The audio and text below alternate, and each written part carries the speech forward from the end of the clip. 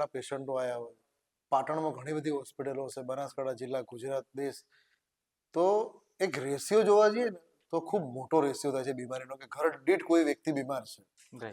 તો એક ચિંતાનો વિષય છે. તો બીમારી કેમ થાય છે આટલી બધી, કેમ આટલી દિવસે દિવસે વધી રહી છે બીમારી? એક એવું રિસર્ચ થયેલું છે કે માણસ જે આપણે 100 માણસો લઈ લો, એમાંથી કોઈ પણ વર્લ્ડ વાઇડ આપણે રેશિયો છે કે 60% લોકો પોતાના જીવનની અંદર એક વખત તો મળમાર્ગના રોગનો કોઈ પણ લક્ષણ કે કોઈ પણ સિમ્ટમનો અનુભવ કરતું હોય છે. બીજું કે આપણે અત્યારે પેશન્ટોની વાત કરીએ કે અંદાજિત 15%થી પણ વધારે લોકો મળમાર્ગના રોગોથી અત્યારે પીડાઈ રહ્યા છે.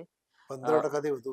હા, 15%થી પણ વધુ લોકો મળમાર્ગના રોગોથી પીડાઈ રહ્યા છે. અને એમાં જો પણ આપણે વર્લ્ડ વાઇડ રેશિયો જોઈએ તો ભારત દેશની અંદર સૌથી વધુ જે આપણે પાઇલ્સના પેશન્ટો છે, એ ભારત દેશની અંદર સૌથી વધારે પાઇલ્સના પેશન્ટો જોવા મળે છે. મળમાર્ગે ઘણા બધા રોગો થતા હોય છે, પણ એમાં આપણે જે મુખ્ય જોઈએ કે જે મસા કે હરસ, જેને આપણે પાઇલ્સ કે હેમરોઇડ કહેતા હોય છે, ફિશર કે જેને આપણે વાઢીઓ કે આપણે ચીરો કહેતા હોય છે, ભગંદર કે જેને આપણે ફિસ્ટુલા કહેતા હોય છે.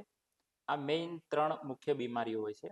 આના સિવાય પણ મળમાર્ગે જે ગુદાનો ભાગ બહાર આવવો, જેને રેક્ટલ પ્રોલેપ્સ કહેવામાં આવે છે, એ ભાગે જે ઇચિંગ, જે પ્રુરાઇટિસ થતું હોય છે.